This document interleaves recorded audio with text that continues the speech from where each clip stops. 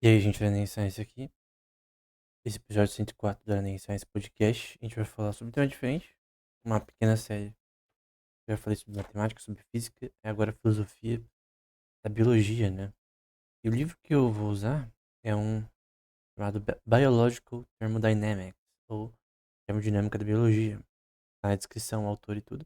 O autor, ele é muito bom ao ponto de ser um tema difícil, mas se explicar de forma extremamente fácil, né? Então, o livro é muito didático, né? Não é um livro-texto chato, né? É um livro que ele não só fala de história também e questões do tipo, mas também ele é muito pontual em explicar as coisas de forma correta e simples, com humor e tal, em certos aspectos. Então, com exemplos fáceis, né? Então é um livro muito bom sobre um tema relativamente complexo, né?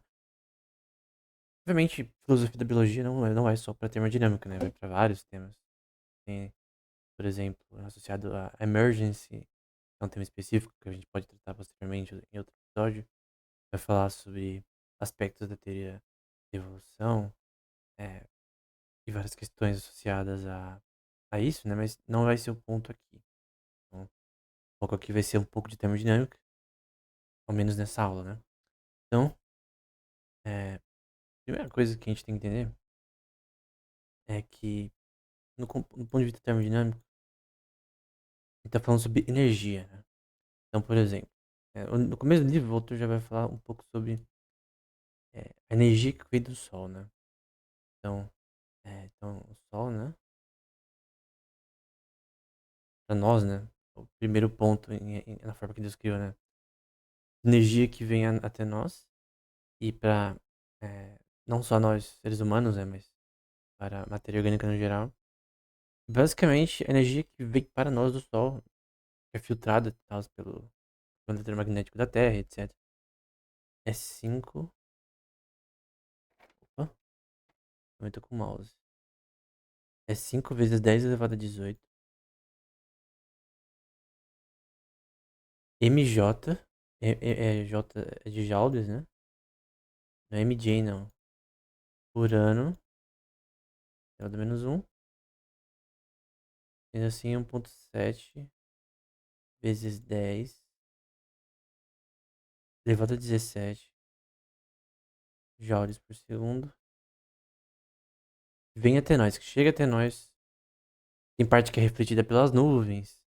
A maior parte é absorvida, né? É, mas esse é um ponto, né? Então, assim, do ponto de vista termodinâmico, a própria Terra em si você tem várias questões associadas a ela. É interessante. No nível do mar, que eu vou até deixar em azul, né? Então vou colocar aqui. Nível. Deixar um pouco melhor, né? Nível do mar. Tá no começo do livro essa parte, né? No nível do mar, a gente tem que é 5,4 joules por centímetro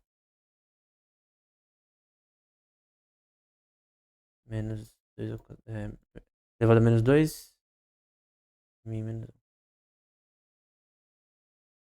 É isso que eu chego ao mar. Então, o mar também, ele reflete e absorve também parte disso. Então, obviamente, tem várias questões associadas a isso, né? E ao aquecimento dos próprios mares, né? E as causas de flutuações climáticas também, elas advêm de vários efeitos, né? Vários efeitos até da própria topologia da Terra, né? Tem um artigo específico que fala sobre a topologia da Terra, topologia associada a ondas, etc. E como essa parte termodinâmica é relevante para isso, né? E na parte das plantas, a gente tem que, primeiramente, né, que você tem a clorofila, né? Como as plantas absorvem na fotossíntese isso. A fotossíntese é muito mais complexo do que parece, né? Por sinal. Um livro, por exemplo, de botânica que tenho em mente, de um russo, sobre o tema, sobre a parte mais química da síntese física, é bem mais difícil do que parece. Então, a clorofila da planta, né? Clorofila.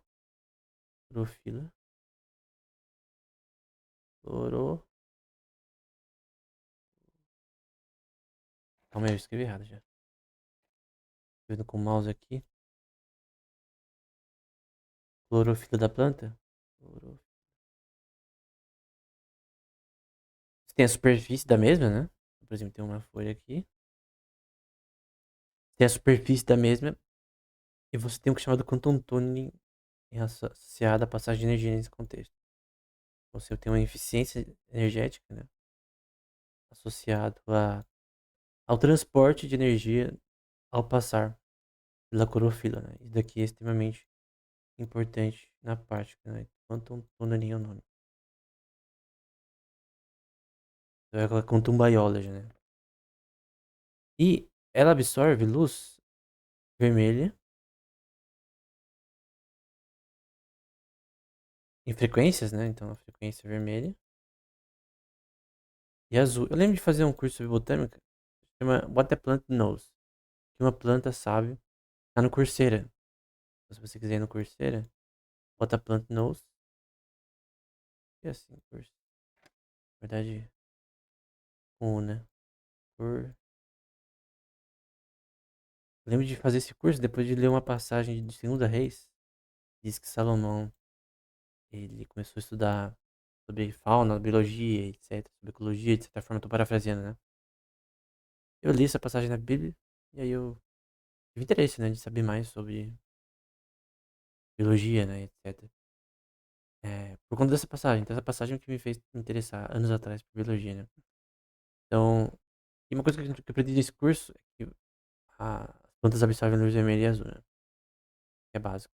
E também questões é, associadas a padrões que cada tipo de planta vai gostar mais associado à quantidade de luz. É, diversos tipos de plantas têm relações diferentes nesse contexto, né? O tipo de ciclo circadiano também, tem ciclos circadianos associados a isso também. Eu vou colocar aqui em outra cor, né? E é associado ao próprio ciclo, associado a noções do próprio Sol, né? A resposta delas à luz. Você pode induzir esses circadianos sinteticamente, né? No laboratório e tal, circadiano. Numa fazenda mais é, horizontal e tal. Você controla o tanto de luz que a planta recebe, que é luz sintética, né? Dispositivos e tal. E você vai ter que essa relação de energia ela é dada por E sendo igual a constante de Planck e a luz, né? A constante da luz, que é o que a planta está recebendo. Embora ela só precisa de duas partes desse espectro, que é vermelho e azul. E lambda, né? Que é a não, tem uma wavelength. Em português eu acho que é a onda, né? Comprimento de onda. A luz vai ter comprimento de onda diferente. O que a planta vai querer vai ser o comprimento associado à luz vermelha e azul. Isso vai ser igual a hν, que vai ser a constante de Planck pela frequência. Se não me engano, a equação de de Broglie, né? Que avançou nessa equação. Então, você tem um ponto que, basicamente, energia no fim vai ser igual a hν, vai ser igual a frequência, a constante de Planck, em que você tem que essas plantas, na parte prática, né? Então, a gente tem aqui plantas, e aí você tem duas coisas que o livro aponta várias vezes, né? Extremamente importantes. Você tem a produção de clorofila, né? Perdão, desculpa. Clorofila. A produção de glucose, né? Que é de carbono, hidrogênio 12, seja oxigênio, que é a glucose, né? Eu já vou falar mais sobre. Só arrumar aqui. Ruim de escrever de forma, porque eu consigo apagar melhor. Glucose. E você tem também o oxigênio, né? Então você tem o oxigênio, que é produzido por elas através de CO2 e água, né? H2O. O meio, né? E aí você tem o oxigênio sendo gerado, né? E calor também. A gente já vai ver as equações associadas a isso. Então, você tem a produção de glucose e oxigênio. E, no caso, você tem um ponto relevante, que é que o oxigênio e o glucose, eles meio que são o combustível do corpo, né? Cada célula do nosso corpo. Então, elas recebem oxigênio. Tem todo um processo disso para ser transformado, para ser transportado para essas células, né? Para ser usável, né? Então, você tem oxigênio e glucose, que vai ser meio com combustível para cada célula no corpo, matéria orgânica. E você tem o CO2 como chamado de waste product, ou não lixo, né? Mas é a dissipação de energia nessa reação. Então, no caso da planta, você tem uma dissipação de oxigênio, bom para nós, né? Da forma que Deus criou o mundo. E nós soltamos gás carbônico, né? Então é o contrário, né? Então você vê a necessidade das plantas e dos seres humanos, do ponto de vista biológico, da forma prática, nessa relação, né? E aí. Tem também que esse processo é um processo de combustão, né? No ser humano, né? Então você tem uma coisa chamada combustão. Então na nossa respiração, então, como posso dizer, o oxigênio é usado no processo de combustão nos pulmões. Combustão. E você tem uma pressão associada ao próprio pulmão, tem várias relações que é, geram as propriedades dessa combustão. Mas ela pode ser descrita de ponto de vista termodinâmico como uma combustão, a nossa respiração, né? O ato de você respirar agora é uma combustão na prática. É algo interessante que eu não sabia, né? O livro fala, teoricamente. Agora, algo que eu já sabia, mas o livro também explicou de forma muito interessante, sobre ATP, né? E tudo daqui, no fim, vai gerar algo sobre filosofia da biologia, tá? Eu prometo, né? A gente tá falando sobre a parte prática primeiro. Então você tem uma coisa chamada ATP, que é formado de ADP. O ATP, acho que trifosfato, não, fosfato, eu não sei como falar em português. É, adenosine triphosphate, em inglês. Em português eu não sei, mas é ATP. Ele vai ser formado de ADP, adenosina de fosfato. Basicamente, essa vai ser a fonte de energia de matéria orgânica, né? Também por fosfato inorgânico, né? Fosfato inorgânico. Então, isso daqui vai ser basicamente a energia do nosso corpo. Então, aqui vai ser a energia e vai ser o resgate de ATP no momento que a gente come alimento, né? Permitem certas reações metabólicas importantes do ponto de vista energético para o corpo humano, né? Depois disso você vai ter uma coisa chamada hidrólise, né? Vou colocar em azul. Então você tem uma coisa chamada hidrólise, né?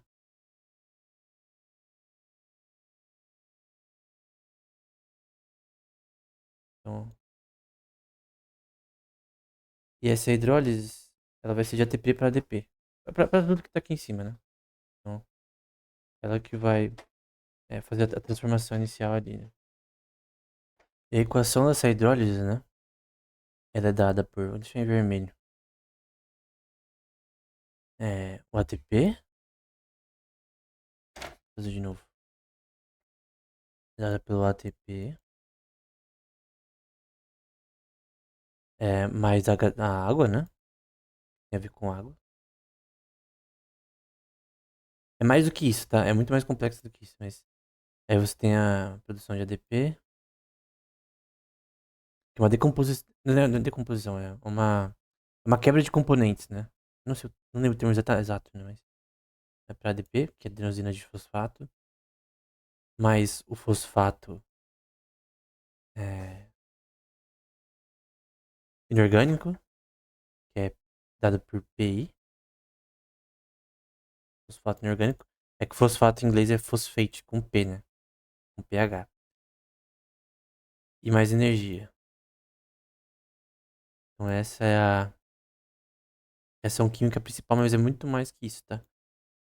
Mas esse resgate de ATP é extremamente importante, até para quem faz musculação, por exemplo, na creatina, etc., você tem uso de ATP como uma propriedade importante nessa relação de energia, né? E isso é extremamente importante, porque você basicamente está fazendo uma relação de uma das principais reações químicas do nosso corpo, né? Que é extremamente relevante. E aí, é,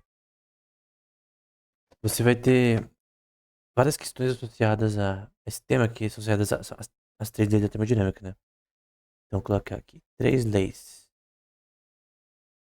Então, o autor ele vai passar um bom tempo no livro falando sobre isso, né? Quais são as três leis da termodinâmica? A primeira lei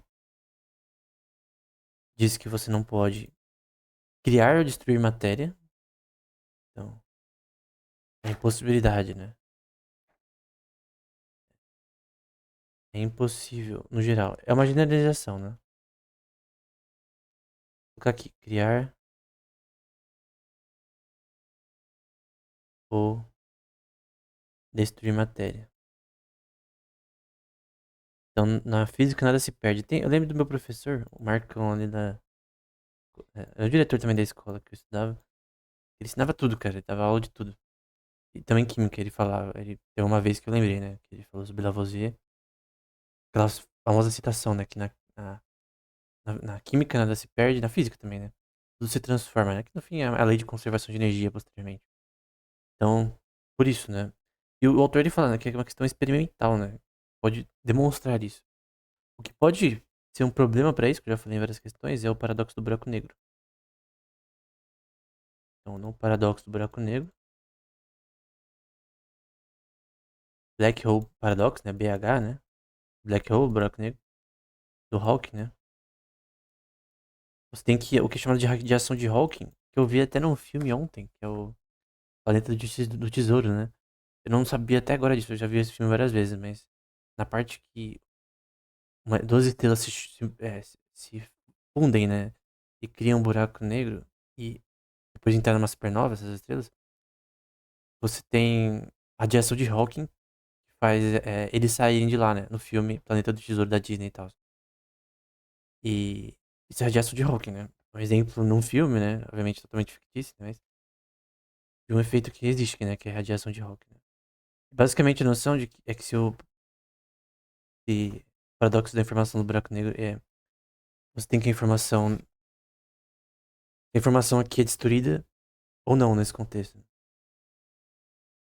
Um paradoxo em si é basicamente se essa informação é perdida ou não nesse contexto, né? Então, na forma de radiação de Hawking, né? Então tem a ver com radiação de Hawking.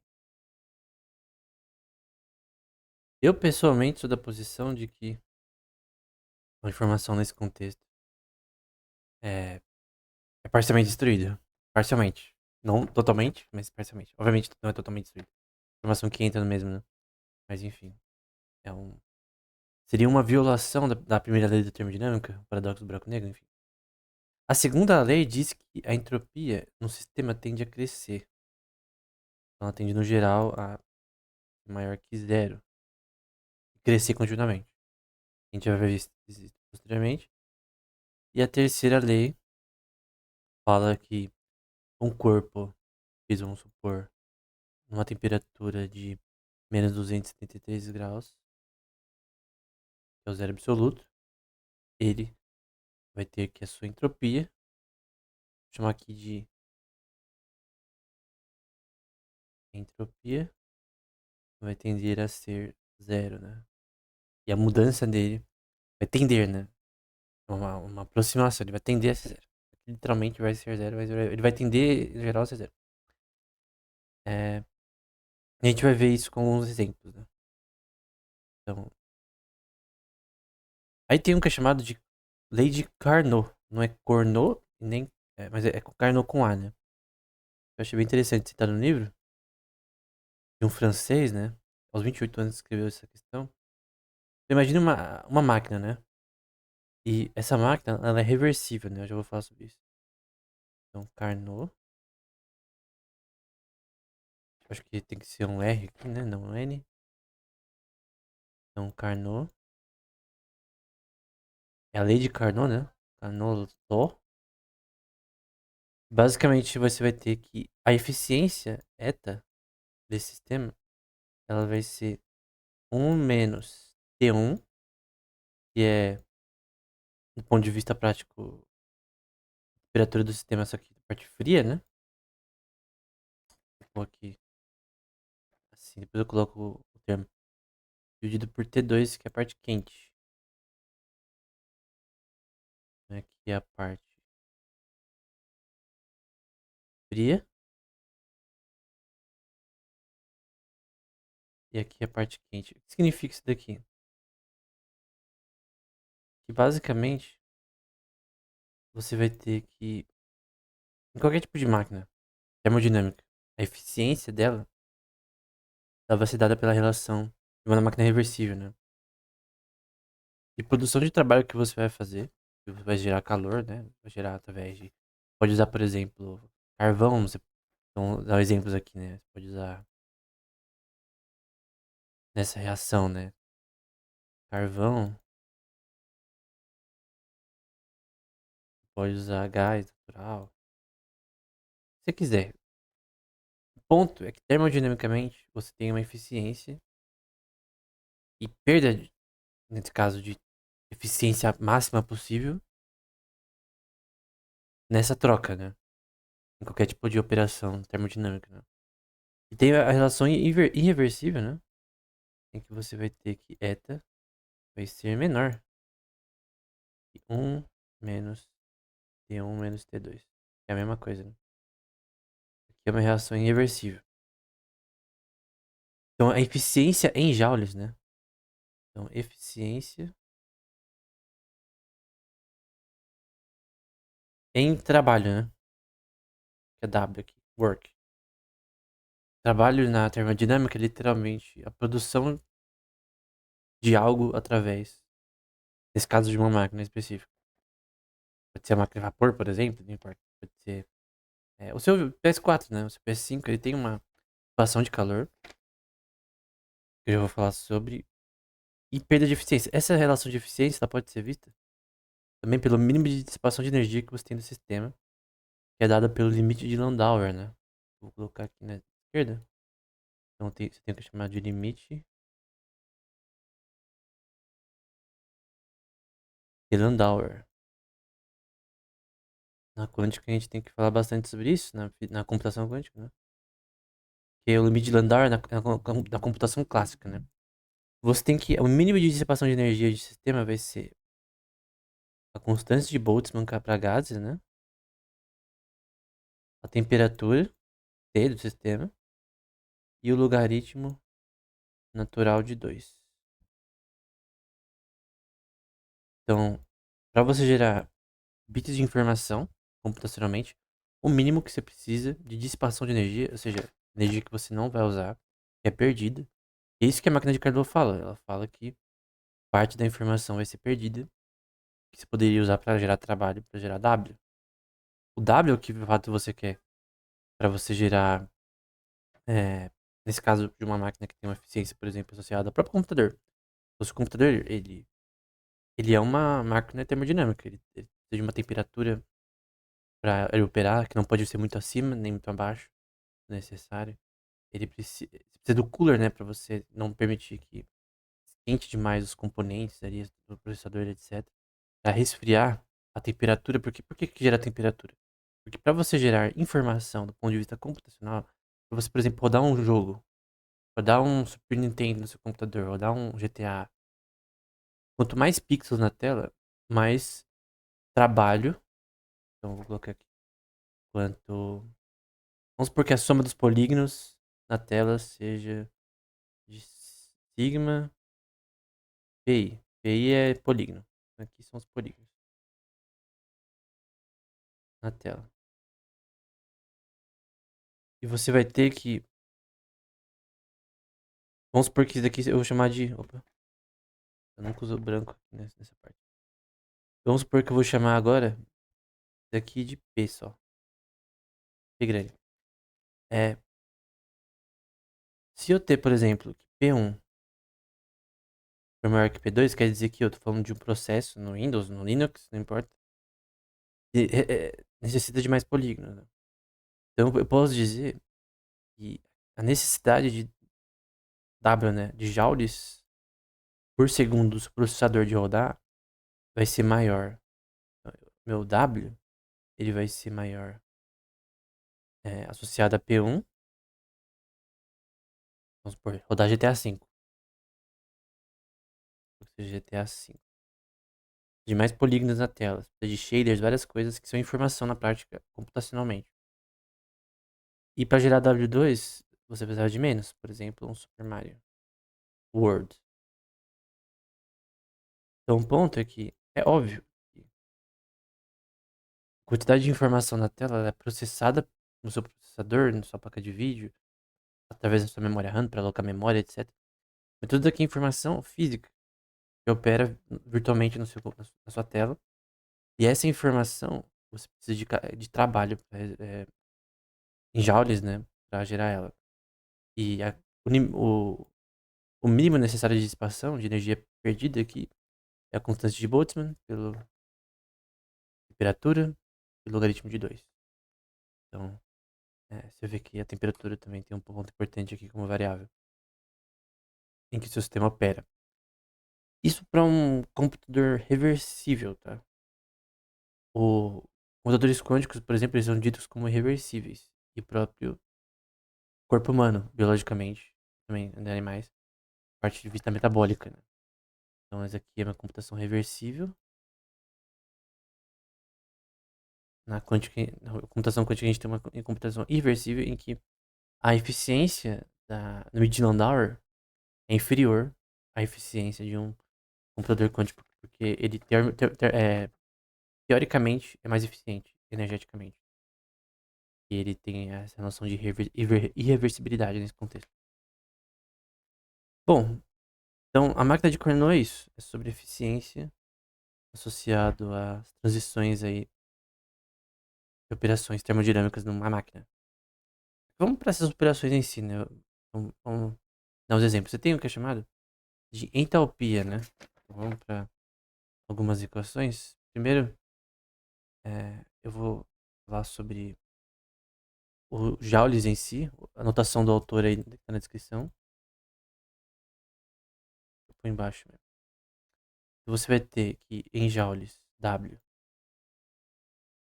vai ser dado por F, que é a força desse sistema, pela mudança de posição do corpo. Então eu quero mover, por exemplo, uma bola com a minha mão. Essa operação, ela tem processos termodinâmicos em que, sem eu ter energia associada à processação de comida no meu corpo e reações metabólicas que permitem o resgate de ATP e etc, para gerar energia no meu corpo, eu não conseguiria fazer isso. Então meu corpo, ele tá literalmente, nosso corpo, para fazer, por exemplo, movimentos mecânicos, né, no músculo, ele precisa de energia, e essa energia ela é dada em trabalho de joules, em que é representada pela força para mover um objeto. No fim é FMA, né? F igual a massa vezes aceleração. Então esse é o ponto. E você tem a equação de entalpia. A equação de entalpia é um termo esquisito. Ela é, pela anotação do autor, Q de P sendo igual a energia interna. Por exemplo, a mudança de energia interna no seu corpo é delta U. Então, energia interna menos a quantidade de trabalho em joules realizado. Então, aqui é energia interna. Então, vou pôr aqui interna. E você tem também, o que é esse DU, né? Na prática, essa energia interna, ela é igual a nosso corpo. Q menos W, que é o calor trocado com o meio, Q, menos quantidade de trabalho realizado. que é a quantidade de trabalho realizado, é uma força necessária a mover objetos.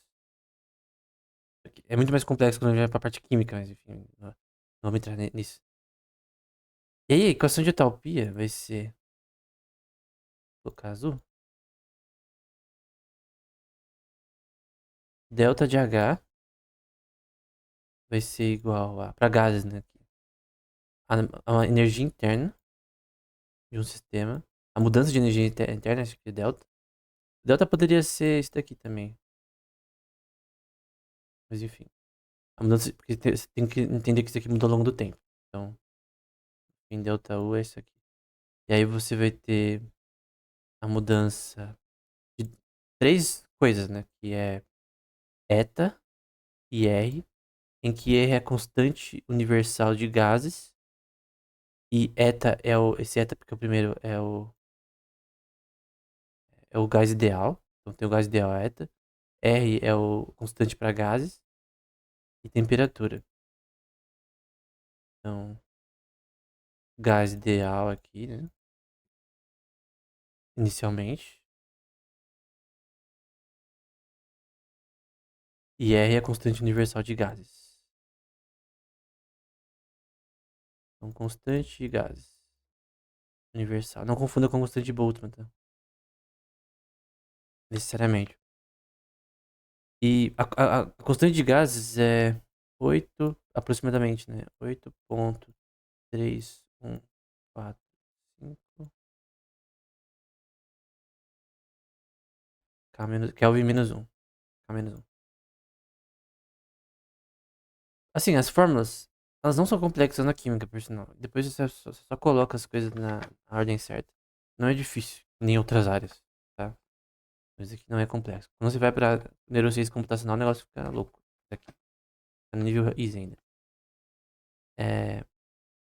Aí, por exemplo, o autor fala, por exemplo, a lei de Hess, ou Hess Law. Ele fala sobre a aplicação disso para glucose e oxidação, né? A lei de Hess. Tem algumas leis que são importantes, por exemplo, a lei de Hess. Tem a lei de Kirchhoff de entalpia. A gente vai ver. Kirchhoff Enthalpy Law.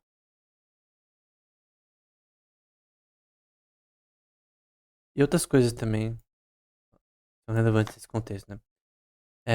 Antes de falar disso, a gente tem que falar sobre Gibbs Free Energy, né? A energia livre de Gibbs. E o autor coloca muita importância nisso, né? Eu já li o livro, eu acho que eu li o livro de Gibbs inteiro. Eu li o livro de Clausius, né, de termodinâmica. Do Maxwell, que eu não li inteiro, mas enfim. Tem também o do próprio, acho que é um artigo, na verdade, do Planck, né? Termodinâmica. O próprio Einstein, não, eu acho que não, o Einstein fez o doutorado dele em hidrodinâmica, se não me engano. Pelo que eu me lembro. Faz tempo que eu não leio os volumes das obras completas de Einstein, né? Mas a energia livre de Gibbs, né? Então, Gibbs. Isso aqui é muito importante para biologia. E energy. O que é energia livre, né? Energia livre é a energia que é disponível na forma que ela pode ser usada para fazer trabalho. Então, é uma energia que é disponível para fazer trabalho, mas não necessariamente usada. E aí você vai ter que a energia de Gibbs vai ser delta de G, energia de Gibbs, pela entalpia, né?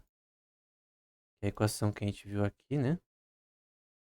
Cadê a equação da entalpia? É H, né? A energia interna mais menos trabalho, né? E aí você tem a entalpia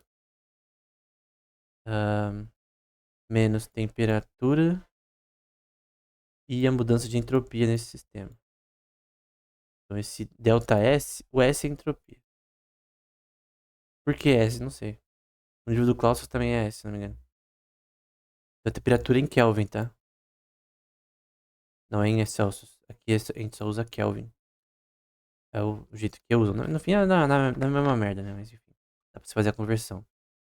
Então isso aqui nada mais é do que a mudança ao longo do tempo de... Então poderia fazer a mudança ao longo do tempo da entalpia sempre tem uma questão temporal nessa equação, menos a mudança de temperatura e entropia ao longo do tempo. Então, aqui T é tempo, tá? Eu te de cima é temperatura. Então essa é a energia livre de Gibbs, né? Entalpia menos temperatura e entropia. Então lembra que energia livre ela é disponível, não necessariamente usada. É extremamente importante do ponto de vista biológico, né? Como a gente vai ver posteriormente. Então, é, aí ele vai falar um pouco sobre a primeira lei, né? A termodinâmica. Eu coloquei lá em cima, né? Eu vou colocar aqui agora a equação da primeira lei. Em que você vai ter, então, primeira lei da termodinâmica vai ser a mudança de energia interna vai ser menor ou igual a temperatura e mudança de entropia mais trabalho. A mudança de energia interna de um sistema vai ser menor ou igual a entropia, temperatura associada a ele e trabalho. Isso significa também que a quantidade de trabalho de um corpo em joules, né, vai ser maior ou igual a mudança de energia interna menos temperatura, entropia. E ele vai fazer uma coisa que é chamada qual que é o máximo de trabalho que você pode fazer num sistema, né? Então a maximização de trabalho vai ser W max de maximização, que vai ser a mudança da energia interna. No fim, o que importa é essa equação, né? Menos a temperatura e mudança de entropia. Então, esse é o ponto, né? A questão que a gente quer entender aqui é se essa maximização pode ser realizada, né? E quanto de energia se perde nesse contexto? No contexto da lei do Carnot. Então, se você perde energia, teria como você reaproveitar essa energia? Teria como. Aí você a gente vai para o que é chamado de Maxwell-Diamond, né? Maxwell-Diamond.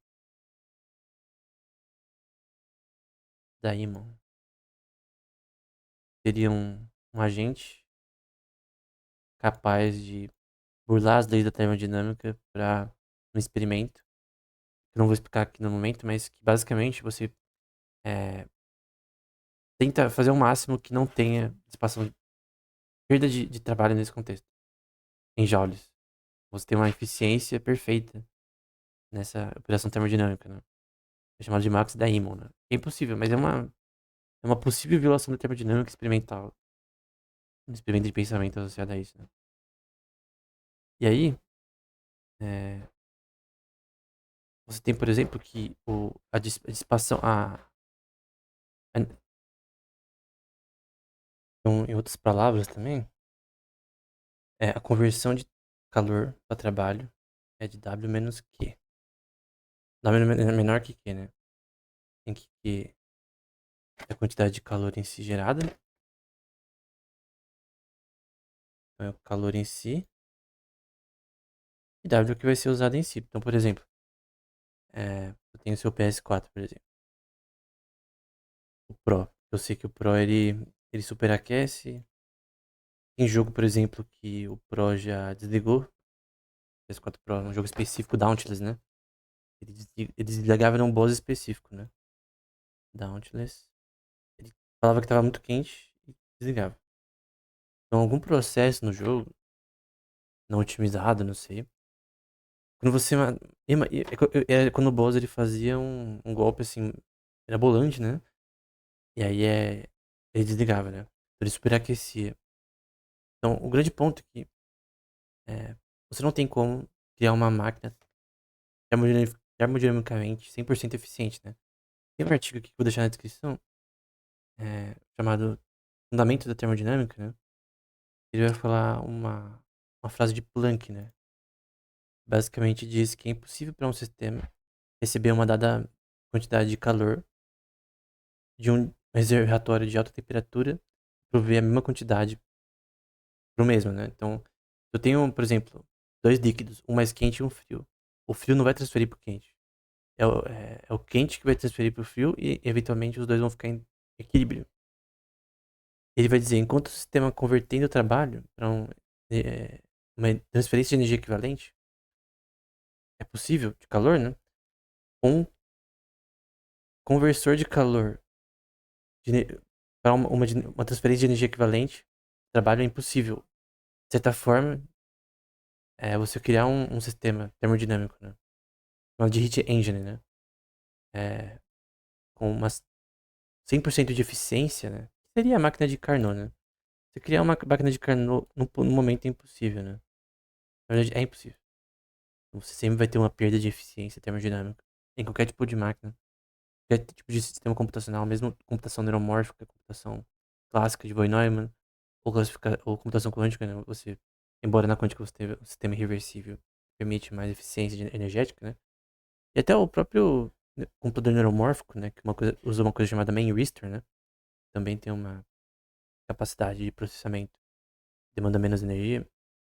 Eles sempre vão ter dissipação de energia mínima, né?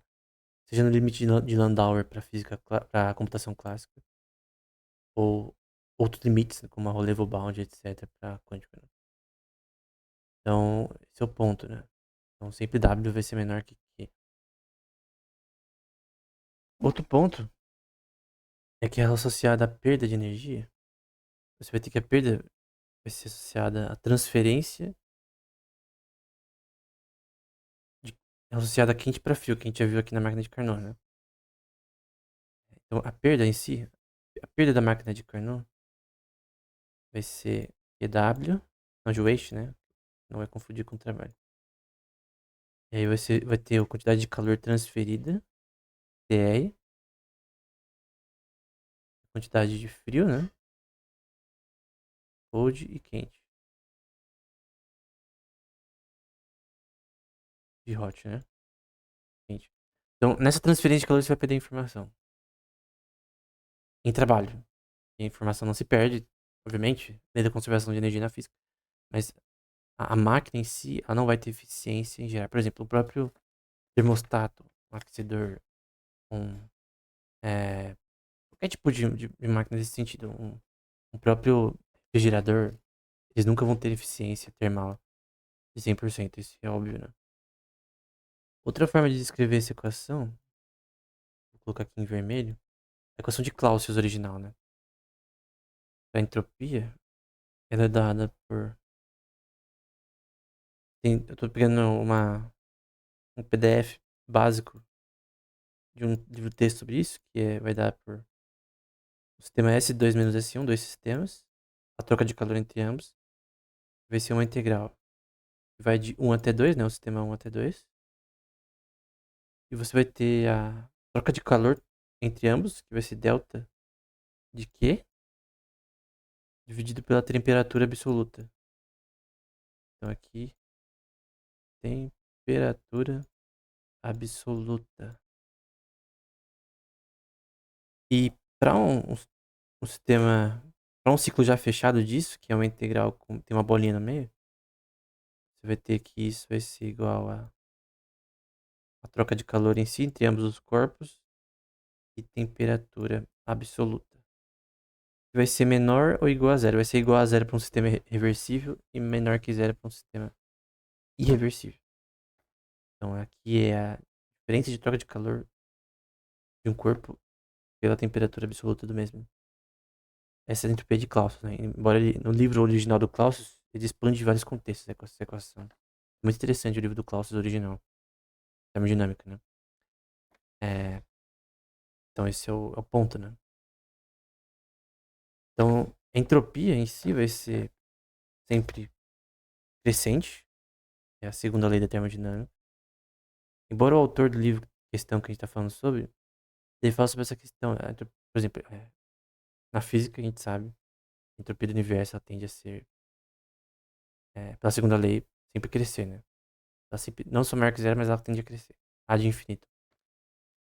E isso funciona bem pro universo, mas quando a gente fala, por exemplo, do ser humano, a gente tem entropia no nosso corpo. Tem vários papers que eu já li, por exemplo, e já citei em livros sobre entropia biologicamente, em seres humanos e animais. A entropia do ser humano, ela sempre cresce? Na verdade, se a entropia só crescer, a gente morre, né?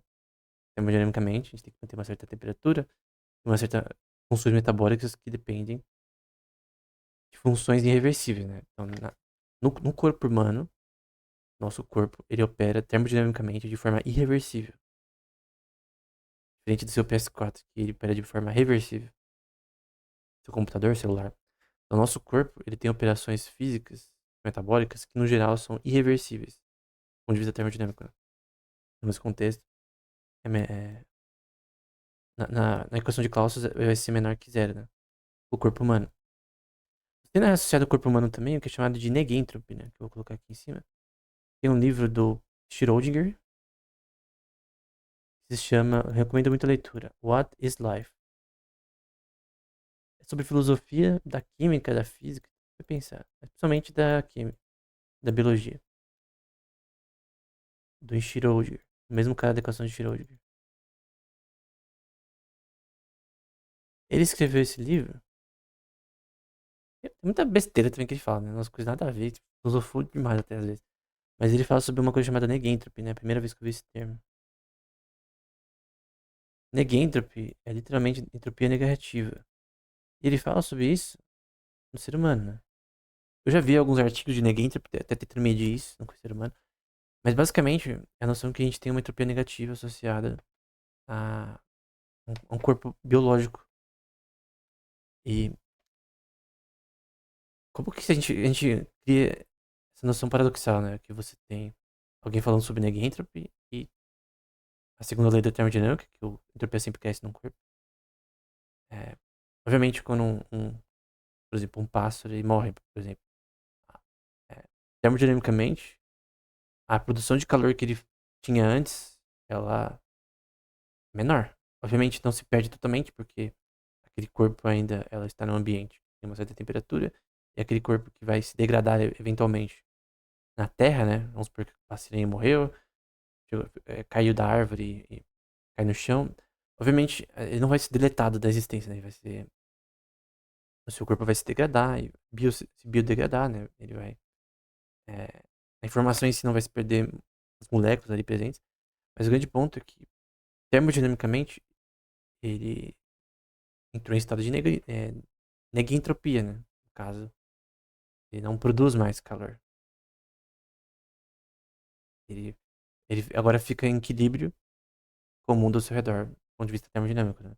Nós, em vida nós produzimos calor, dá trabalho em joules, né?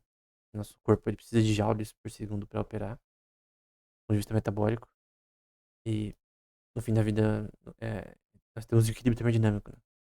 Associado a isso. Que é muito interessante. É uma questão filosófica que ele discute, entra nesse negócio dessa discussão sobre negentropia, né? Sobre entropia negativa, ela de fato existe e a importância dela para o corpo humano, né? Tem outra equação aqui que descreve esse daqui, que é basicamente a soma. Foi amarelo. Também vi num livro texto padrão desse tema, né? Que é a soma de processos K termodinâmicos, nessa questão. Essa troca de calor Q pela temperatura absoluta em K vezes que se roda esses processos e isso vai ser menor ou igual a zero. Então, interessante. E também tem aplicação disso para biologia no ponto de vista, por exemplo, de proteínas, ou até o que é chamado de DNA supercooling, né? Eu já falei em outra aula, não vou entrar em detalhes aqui. Tem a ver com teoria dos nós, em que a forma que o DNA supercooling, né, o complemento dos filamentos de DNA para ter a estrutura do Pérez, também a estrutura de proteínas, eles envolvem operações termodinâmicas, de reações químicas para elas acontecerem, né? Mas especificamente do envelopamento de proteínas, você tem, por exemplo, a equação tá no livro em questão da esse aqui é a relação de entalpia. Aqui eu estou falando sobre envelopamento de proteínas. A entalpia desse sistema pela temperatura 1 mais o que chama de CP, que é a capacidade de calor desse sistema, T2 menos T1. Essa questão termodinâmica ela vai entrar na forma que esse envelopamento de proteínas acontece. Então, A forma que a estrutura das proteínas no seu corpo se comporta e a estrutura tridimensional que ela tem, ela vem de operações termodinâmicas. Então, você tem também, por exemplo, a entalpia, a diferença de entalpia para uma proteína não envelopada ainda e envelopada. Ela vai ser dada por. Vou ver se eu acho um lugar aqui pra. Eu vou fazer aqui embaixo mesmo. Não vou pagar nada. Vai ser. Vamos lá. A diferença delta. Opa. A diferença delta de. Uma coisa que eu vou chamar ela de D, diferença, né? A entalpia de diferença na notação do autor. Então você vai ter T2, a temperatura 2. Esse sistema vai ser igual a. Desse corpo, né? A entalpia. A diferença de entalpia ao longo do tempo. Por T1. Então, primeiro a entalpia é a diferença de um corpo e a diferença de capacidade de energia, né? Heat capacity. De diferença nesse contexto entre T2 e T1. T2 menos o T1, né? Então, você tem a noção né, da proteína não envelopada e envelopada nesse contexto. Então, qual que é a necessidade do ponto de vista térmico, né? Do ponto de vista em joules, e obviamente você vai ter que comer comida para isso acontecer, né? Para essas reações químicas acontecerem, para manter você vivo, né? Senão nós morremos quando nós não comemos, né? Porque as reações metabólicas necessárias para o nosso corpo funcionar, elas não vão funcionar, né? Uma máquina, né? Não tem a energia necessária em vários tipos de componentes para ele funcionar. Então, é, as proteínas têm toda uma questão da composição da síntese delas, né? Ribossoma e tal, e como isso funciona. Não vem em questão aqui, mas tem toda uma questão termodinâmica. Além da questão computacional que acontece no corpo para fazer isso, né? Porque o DNA, por exemplo, ele é uma máquina de Turing, né? Eu recomendo você estudar um tema chamado DNA Computing. Tem um podcast no canal sobre isso. Então, DNA é um sistema computacional irreversível. Tanto do ponto de vista termodinâmico, como do ponto de vista computacional, que é um pouco diferente. Né? A irreversibilidade de uma máquina de Turing, né? Ela fazer operações reversas, né? Do ponto de vista de operações em zeros e uns. Embora a gente não represente exatamente com zeros e uns essa informação no corpo humano, mas, enfim, não necessariamente impossível não representar dessa forma, né? Então, no geral, um breve resumo associado à termodinâmica e aplicações associadas a ela no corpo humano e no ser humano no geral, né? Eu recomendo muito o livro do Schrödinger, né? What's Life também, que eu muito questão do ponto de vista filosófico. Agora a gente vai entrar pra terminar, né? Alguns pontos que eu vou também citar nas próximas aulas. Primeiro, você tem o que é chamado de steady state systems, né? Sistemas que não mudam conforme vivem, né? Em relação ao uso de. Eles não mudam em questão do que é chamado de net change, né? De mudança líquida, né? Deles, do ponto de vista termodinâmico. Mudança líquida deles em termos termodinâmicos, no geral, não muda. Em que esses sistemas biológicos, eles vivem de energia livre no seu ambiente. Qual é o exemplo de energia livre do seu ambiente? Comida, por exemplo. O sol, não só para certa vitamina D, tá? Mas também para outras questões, né? Do ponto de vista do que nós comemos que necessita de sol, né? Para realizar suas coisas metabólicas, para depois a gente comer, etc. Então, nós seres vivos, né? Nós nos alimentamos de energia livre ao nosso redor, né? E até a energia, temperatura ambiente é importante, porque basicamente sem a produção em joules do Sol, do ponto de vista de fusão nuclear, pra produzir essa energia da forma que Deus criou mesmo, em Gênesis, né? A gente não teria vida na Terra, a gente não teria energia suficiente para sobreviver, porque o Sol ele permite que nós possamos ter é, a biodiversidade necessária para que a gente possa se alimentar para a nossa sobrevivência, até do ponto de vista energético e outras questões. Até do ponto de vista num sistema, num, sei lá, vamos supor que parte do Sol fosse apagada, e aí você tivesse uma condição climática diferente na Terra, isso também impediria a vida, por questões do ambiente ser num frio extremo que não permitiria a vida existir, né? Então você tem essa questão da relação gráfica, possibilidade de vida em relação à entropia necessária para essa existência, né? Então tem que ter um nível de entropia necessário para haver vida num planeta, né? Enfim. Então, o grande ponto é que todas essas questões estão associadas à termodinâmica. Então, tudo na nossa vida depende de termodinâmica. A gente vai ver mais sobre isso na próxima aula.